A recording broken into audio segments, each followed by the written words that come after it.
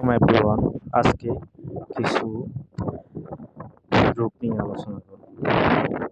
কি কি রোগ দেখা দিলে কিসের অভাব দেহের মধ্যে হতে পারে তা নিয়ে পুরো ভিডিও জুড়ে থাকবে আলোচনা।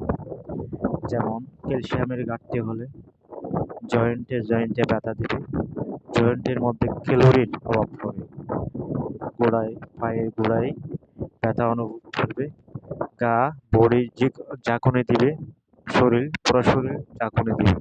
ঝাঁকুনি দিলে বুঝতে হবে যে প্রচুর পরিমাণ দেহের মধ্যে ক্যালসিয়ামের অভাব থাকতে পারে।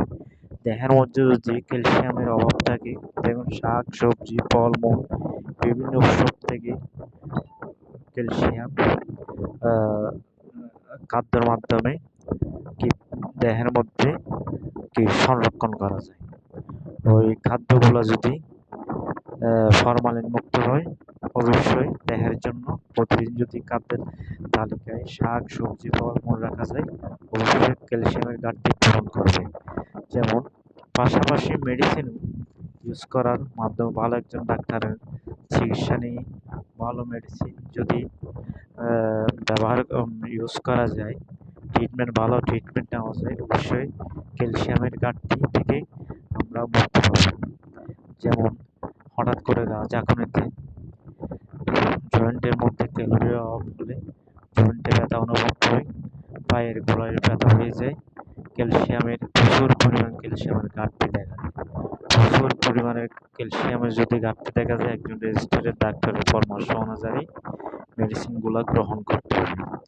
যদি একজন ভালো ডাক্তার ট্রিটমেন্ট নেওয়া যায়, অবশ্যই এই রোগ থেকে অবশ্যই মুক্তি পাওয়া যাবে।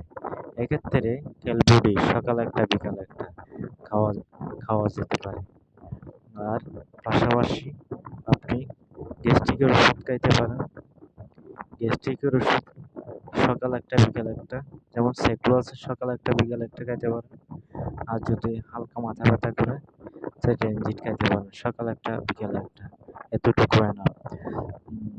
যদি এগুলো নিয়মিত খাওয়া যায়, অবশ্যই ক্যালসিয়ামের ঘাটতি পূরণ হবে।